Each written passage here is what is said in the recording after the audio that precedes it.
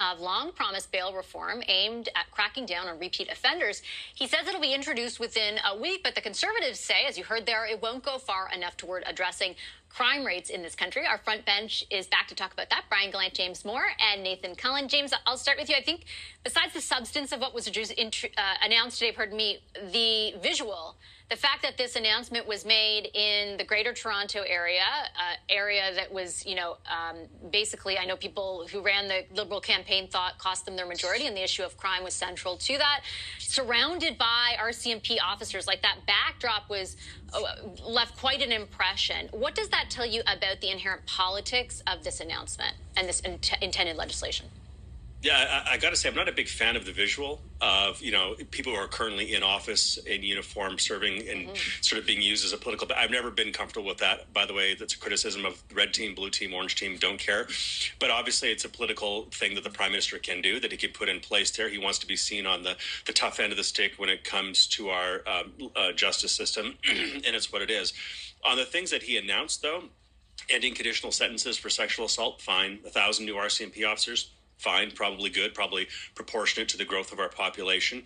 The other two matters of the reverse onus of bail, Pierre Poilievre is right. That's been proposed in the past. In fact, it's in place now for people who have been deemed not criminally responsible, and it has a pretty shaky track record of actually being an effective tool. So maybe some lessons can be learned and something meaningful can happen there. And the fourth piece that the Prime Minister talked about, though, is allowing judges to put in place consecutive, not concurrent sentencing. Now, when Conservatives were in office, we put in place mandatory consecutive sentencing, and the courts had something to say about that, and it didn't survive that scrutiny. So maybe having a provision there that allows a judge to put it in place might have a better yield in terms of having that happen to violent offenders. But I don't know that it's a great deal of comfort. I was looking for one big sort of wow announcement that would be sort of really sort of shake the headlines, and that wasn't quite there.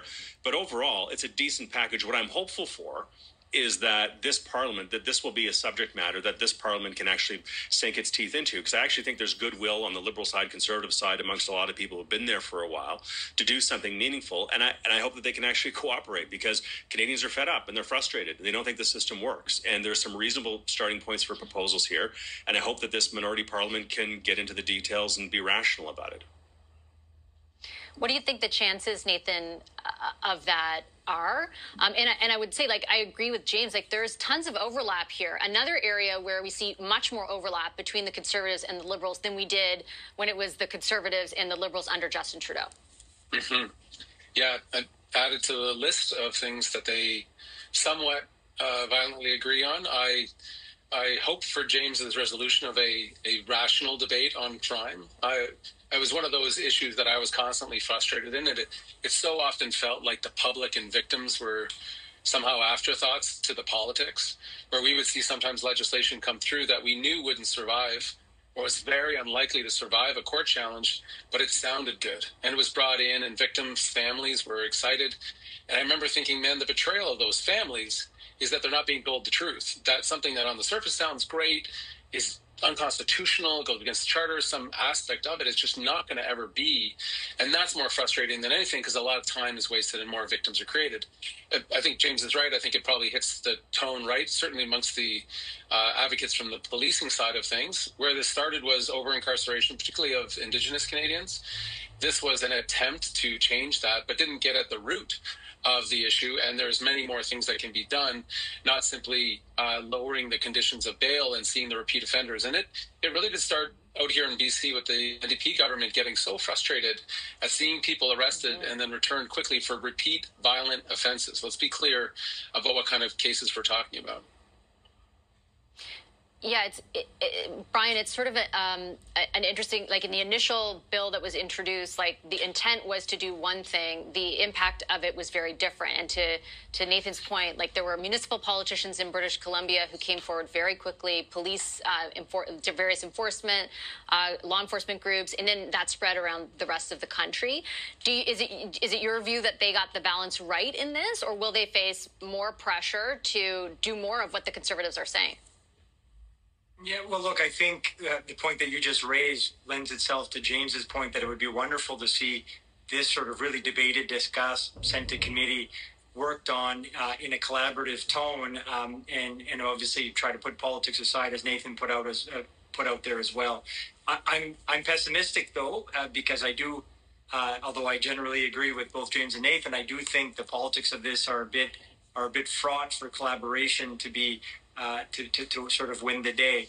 Reason for that, you actually in your preamble, Vashi, to this segment, I think you pinpointed it. I think the Liberals believe that the seats that they lost, that they thought they could have won, I should put it as that way. The ones in the GTA in Ontario, at the heart of it was the crime and the crime rates that were happening in those communities, and that the Liberals were seen to not have done enough. That also means that the Tories most likely see that they won on that issue, and in fact it didn't deliver a majority for the Liberals, and maybe it's something that they can kind of grow on moving forward. So I think that the politics of it means that it's going to be an issue that we're going to see still debated with a partisan lens. And look, I think we saw that in the reaction, of course, on Poilievre's part. And I think you're going to see the idea that the Liberals are going to try to say, look, we're doing something, try to mitigate it.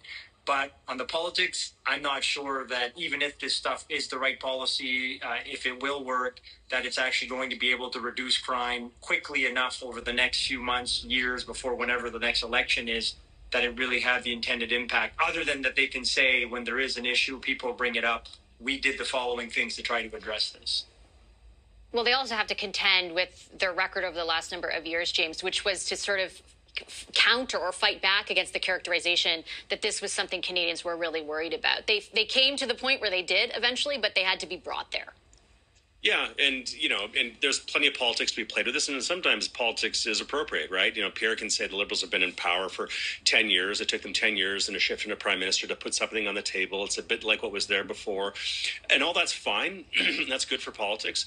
But at the end of the day, I can tell my former colleagues, as a former member of Parliament, that the sense of satisfaction that you get after you leave office about actually having been earnest and not just trying to win some political points, but actually do some public good, where you can point back to years after the fact and say, you know what, they proposed a bill and we came to committee and we worked together and we had this amendment and they were reciprocal in their offering and we kind of balanced things out and we moved. It wasn't we didn't win the Super Bowl. Maybe we didn't win the game. Maybe it was a field goal or a touchdown, but we got the ball down the field. Country's a little safer. We're a little better off, and Canadians can know that progress was made.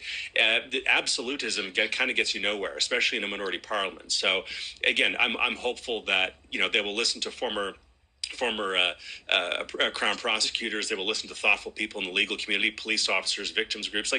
There are things that can be done that will make the system better. There's nothing that can happen easily, simply overnight that will make us all immediately feel safe. But I do think that good people of good faith offering good solutions can get a lot of things done that they'll be proud of. And I think Canadians expect that. They don't want that. They expect that. I got 30 seconds. It's all yours, Nathan.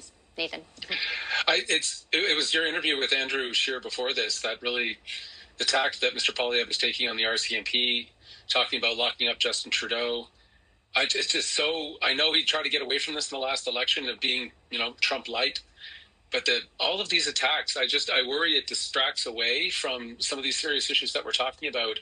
And calling the RCMP despicable, I don't understand the politic of it. It sounds imported from south of the border, and we want U.S. imports that are good. This isn't one of them, and I'm confused and a little worried about where he's taking his tack in right now. Well, I got to leave it on that note. Thank you very much, all of you, for the discussion tonight. I appreciate it. Our front bench, Brian Gallant, James Moore.